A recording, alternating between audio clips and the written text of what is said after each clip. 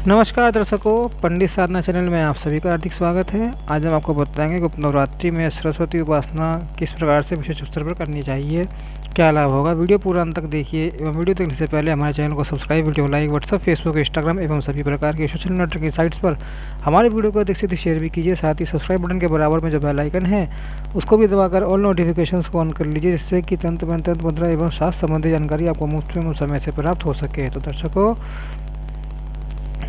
सबसे पहले श्री गणेश वंदना और तारा माता को प्रणाम करके, गुरु चरणों में प्रणाम करके मैं रामधारी श्री दिनकर की ये पंक्तियाँ सर्वकालिक हैं जो वह आपके सामने प्रस्तुत करता हूँ। ये कल भी प्रासंगिक थी, ये आज भी प्रासंगिक है और कल भी प्रासंगिक रहेगी। क्षमा शोभती उस भुजंग को जिसके पास गरल हो उसका, क्या जो दंतहीन विषहीन विनित सरल हो। अर्थात क्षमा करना उसी को शोभा देता है जो बलवान है, जो शक्ति सामर्थ्य रखता है। निर्बल के किसी को क्षमा करने का कोई मोल नहीं, कोई महत्व नहीं। शक्ति ऊर्जा हमारी सनातन वांग्मय संस्कृति में शक्ति अर्जित करने के आध्यात्मिक क्षेत्र में 3 विशिष्ट पर्व आते हैं जिन्हें हम नवरात्र कहते हैं। किसी भी व्यक्ति की शक्ति सामर्थ्य का, ऊर्जा का मूल महत्व उसकी स्वयं की अपनी अंतर की आंतरिक जो ऊर्जा चेतना है, आत्मबल है, उस पर टिका होता है। यदि उसकी आंतरिक शक्ति कमज़ोर, आत्मबल नहीं, तो भारी ऊर्जा का, भारी सामर्थ्य का कोई मोल नहीं होता। हमारे विक्रम संबंध उसका प्रारंभ ही नवरात्र के चैत्र पक्ष की शुक्ल पक्ष की नवरात्र वर्ष की पहली नवरात्र होती है। अर्थात पहला वर्ष का जो पहला दिन होता है वह चैत्र शुक्ल पक्ष के नवरात्र के दिन से पड़ता है। दूसरा नवरात्र आषाढ़ मास में आते हैं जिन्हें हम गुप्त नवरात्र कहते हैं। तीसरे प्रधान नवरात्र अश्विन मास में और माघ मास में वर्ष के अंतिम नवरात्र माघ शुक्ल प्रतिपदा से लेकर नवमी तक। आज के वीडियो में हम माघ मास के नवरात्र पर चर्चा करते हैं। कौन सी साधना, इसके लिए क्या करना चाहिए, कैसे हम इस समय का लाभ उठा सकते हैं। माघ मास के गुप्त नवरात्र का नवरात्रि रात्रि से तात्पर्य है। रात्रि एक ऐसा समय होता है जिससे व्यक्ति की अंतर चेतना अधुर्मुखी होती है। एक संकेत है ये नाम ही नवरात्रा। इस 9 दिन के कालखंड को हमें रात्रि के समान व्यतीत करना चाहिए। हमें हमारी चेतना को अंतर्मुखी करना चाहिए, तभी तो हम आंतरिक ऊर्जा को जागृत कर सकेंगे। तो माघ मास की नवरात्र में 2 विशेष तिथियाँ आती हैं। शुक्ल पक्ष की माघ शुक्ला पंचमी, वही बसंत पंचमी कही जाती है। आजकल जो बहुत कुछ बदल चुका है शिक्षा की व्यवस्था में, मेरे आयु वर्ग के व्यक्तियों को ध्यान होगा, उनको पुराने समय में स्कूलों में पंचमी, बसंत पंचमी के दिन स्कूल तो खुलते थे, भगवती सरस्वती की पूजा होती थी केवल और छुट्टी हो जाया करती थी। ध्यान होगा व्यक्तियों को, जो मेरे आयु वर्ग के हैं उनको तो ठीक है। अब शास्त्र कहते हैं बसंत पंचमी के दिन पठन पाठन नहीं करना चाहिए, निषेध है। वह केवल भगवती की पूजा का पर्व है, आनंद उत्सव मनाने का। बसंत पंचमी मातेश्वरी सरस्वती के प्रादुर्भाव का दिवस माना जाता है। दूसरा आता है सप्तमी तिथि, जिसे भानु सप्तमी कहा जाता है। सूर्य उपासना के लिए वर्ष की माघ शुक्ला की ये सप्तमी बहुत महत्वपूर्ण है। वैसे सूर्य उपासना में शुक्ल पक्ष की सप्तमी का बहुत महत्व है। जैसे दुर्गा उपासना में शुक्ल पक्ष की जो अष्टमी है वह दुर्गा अष्टमी कही जाती है। कृष्ण पक्ष की अष्टमी भैरव अष्टमी कही जाती है। ऐसे ही सूर्य उपासना के लिए शुक्ल पक्ष की सप्तमी बहुत महत्व रखती है। तो गुप्त नवरात्र नाम ही गुप्त नवरात्र है। गुप्त तो तात्पर्य, गुप्त से तात्पर्य इसका किसी को पता नहीं चले। शांत स्वभाव से केवल साधना उपासना करना होता है। चैत्र के नवरात्र में स्थापना होती है, घट स्थापना, कलश स्थापना करते हैं। नवग्रह स्थापना, षोडश मातृका पूजन, सारी व्यवस्था इन गुप्त नवरात्रों में यह आवश्यक नहीं है। यदि करना चाहे कर सकते हैं, करने में कोई दोष नहीं, लेकिन आवश्यक नहीं है। और वास्तविकता यह है कि करना भी नहीं चाहिए। केवल रात्रि के समय में उपासना, जिसकी भी हम उपासना करें, जिसकी भी उपासना साधक करते हों, उनके केवल मंत्र जाप, तंत्र पाठ जो भी करना चाहते हो उसके लिए यह 9 दिन बहुत महत्वपूर्ण रखते हैं। और पंचमी तिथि मध्य में भगवती सरस्वती का प्रादुर्भाव दिवस आता है। तो माघ मास की नवरात्र सरस्वती उपासना के लिए विशिष्ट फलदायी होती है। किसी भी मंत्र, किसी भी तंत्र का इस चैनल पर मैंने कई वीडियो बना रखे हैं जो सरस्वती मंत्र विभिन्न कामनाओं के लिए, जो हमारी आकांक्षा जैसी भी हो उनके लिए, सरस्वती की कृपा प्राप्त के लिए कई विधान, कई मंत्र दिए हैं। उनका यहाँ दोबारा उल्लेख करूँगा तो वीडियो बहुत लंबा हो जाएगा। ऐसा यदि आकांक्षा रहे तो चैनल सर्च करके देख लीजिएगा मेरे प्लेलिस्टों में, और उसमें चैनल पे सर्च करेंगे सब चीज़ मिल जाएगी। लेकिन यह जो माघ मास के नवरात्र हैं इनमें भगवती की, सरस्वती की कृपा प्राप्ति के लिए जो भी हम कर सकें यथेष्ट हमें अवश्य करना चाहिए। एक बात दूसरा क्या है, समय बड़ा महत्वपूर्ण है। जब नाम ही गुप्त नवरात्र है, दिन में कुछ करने की आवश्यकता है ही नहीं।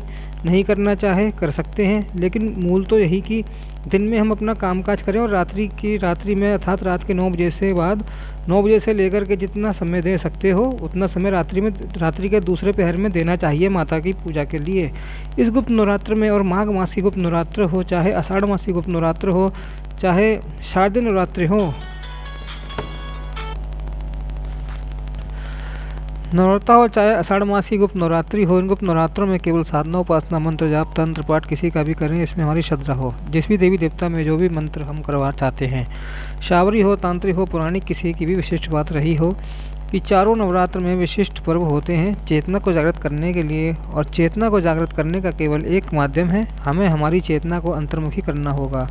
ऊर्जा तो वही मिलेगी जो नवरात्र के 9 निदों में जिससे हमारी श्रद्धा हो, लाभ उठाना चाहिए। और साधना का क्रम प्रतिपदा से लेकर के नवमी तक, सूर्य सप्तमी, भानु सप्तमी जो है माघ मास की, उसमें रात्रि में हम जो हमारा साधना कर्म रखने वो रखें। जिस भी देवता की उपासना जो भी नियम हमने बनाया है 9 दिन तक उसका पालन करें। रात्रि में बसंत पंचमी के दिन में भगवती की उपासना का मंत्र जो भी करना चाहें वो करना चाहिए। दिन में और शुक्ल पक्ष की सप्तमी, माघ शुक्ला को सप्तमी को जिसे भानु शब्द में कहते हैं, सूर्योदय से पूर्व उठ करके वह स्नान आदि करके भगवान सूर्य को अर्घ्य प्रदान करके सूर्योदय के समय से लेकर के आधे घंटे की समय सीमा तक सूर्यदेव को अर्घ्य प्रदान करके किसी भी सूर्य के स्तोत्र से, मंत्र से भगवान सूर्यदेव की उपासना माघ शुक्ल सप्तमी जिसे भानु सप्तमी कहा जाता है उस दिन अवश्य करना चाहिए। भगवान सूर्यदेव की कृपा में यह बहुत महत्वपूर्ण पर्व है, यह इसका लाभ अवश्य लेना चाहिए। अब दूसरी बात, गुप्त नवरात्र का अर्थ ही जैसा मैंने निवेदन किया आपसे, इसके जहाँ तक हो सके किसी से भी चर्चा करने से बचना चाहिए। हम क्या कर रहे हैं, क्या नहीं कर रहे हैं, इसका भी जहाँ तक हो सके चर्चा करने से बचना चाहिए। इसलिए रात्रि का महत्व है, इसलिए रात्रि में करना ही विशेष फलदायी रहता है। आवश्यक नहीं है कि भगवान भगवती सरस्वती की जिस में भी श्रद्धा हो। अगर मान लीजिए कि हम भगवान कृष्ण की उपासना करते हैं, राम जी की उपासना करते हो, दुर्गा जी की उपासना करते हो, किसी की भी करें, लेकिन यह 9 दिन का जो कालखंड है जिसे हम नवरात्र गुप्त नवरात्रि कहते हैं उसका लाभ अवश्य उठाना चाहिए। भगवती की सरस्वती की कृपा प्राप्ति में सरस्वती की उपासना में एक महत्वपूर्ण बात है, सरस्वती के उपासकों को झूठा नहीं खाना चाहिए, झूठ बोलने से बचना चाहिए और बासी भोजन वह भी नहीं खाना चाहिए। यह बहुत महत्व है। 3 नियम अवश्य पालन करने चाहिए जो भगवती सरस्वती की कृपा प्राप्ति में बहुत सहायता करते हैं, बहुत सहायक हो जाते हैं। जहाँ तक हो सके कई बार व्यवस्था ऐसी आती है किसी के हित के लिए, अपने स्वार्थ के लिए, अपने किसी भी बात, किसी को अपने मतलब को सिद्ध करने के लिए झूठ बोलने से बचना चाहिए। और जहाँ तक हो सके बासी भोजन वह भी नहीं करना चाहिए, खाना नहीं चाहिए। 2 नियम बहुत आवश्यक हैं, झूठ नहीं बोलना चाहिए, झूठा नहीं खाना चाहिए और बासी भोजन से बचना चाहिए। सरस्वती के उपासक में, सरस्वती के साधक के लिए नियम पालन करना बहुत हितकर रहता है। सरस्वती मंत्रों का जप यदि स्फटिक की माला पर किया जाए तो बहुत फलदायी रहता है। मूल रूप से तो स्फटिक की माला ही होनी चाहिए सरस्वती मंत्र के जप के लिए। सरस्वती मंत्र के मान लीजिए किसी के कारण से स्फटिक की माला हमारे पास उपलब्ध नहीं है, उस स्थिति में रुद्राक्ष की माला पर सफ़ेद चंदन किसी पर भी किया जा सकता है, लेकिन स्फटिक की माला सरस्वती के जप में विशिष्ट फलदायी रहती है। और जैसा नियम है सरस्वती की उपासना में सामान्य सा क्रम वो तो पालन करना ही चाहिए। और भगवती के मंत्र जब से पहले ओम श्री ब्रह्मणे नमः या फिर ओम श्री ब्रह्मदेवाय नमः ब्रह्मा जी को अवश्य स्मरण करना चाहिए, उसके बाद ही जाप आरंभ करना चाहिए। और मंत्र जब भगवती की उपासना के बाद फिर किसी भी भैरव के किसी भी स्वरूप को, चाहे बटुक भैरव का करें, चाहे भगवती भगवान बटुक भैरव की, काल भैरव की या फिर स्वर्ण आकर्षण भैरव, किसी के भी भैरव के स्वरूप का भी स्मरण अवश्य करना ही चाहिए। कब भगवती सरस्वती की उपासना उनके मंत्र जप करने के बाद हमको जहाँ तक हो सके अगर संभव अगर हो तो पीले रंग के वस्त्र या फिर श्वेत रंग के वस्त्र दोनों में से, अगर संभव हो तो पीले रंग के वस्त्र या फिर श्वेत रंग के वस्त्र दोनों में से एक वस्त्र रंग कलर आसन भी वही रहे। वस्त्र तो बहुत उत्तम है, बसंती कलर जो होता है हल्का पीला वो वस्त्र हो पीले रंग के, या फिर सफ़ेद रंग के वस्त्र हो, वह वस्त्र धारण करके सफ़ेद पुष्प या पीले पुष्प, इनमें प्रधान तो पीले पुष्प होने चाहिए या फिर सफ़ेद पुष्प होने चाहिए। इन्हीं में से भगवती सरस्वती का पूजन अर्चन करना चाहिए।